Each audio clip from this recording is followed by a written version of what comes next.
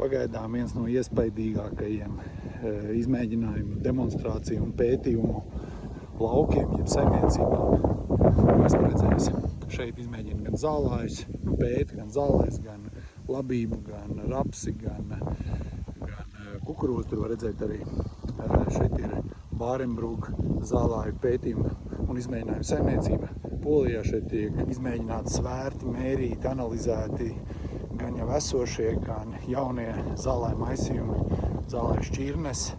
Vairāk nekā 2000 šie te mazie zinātnisko izmēģinājumu lauciņi.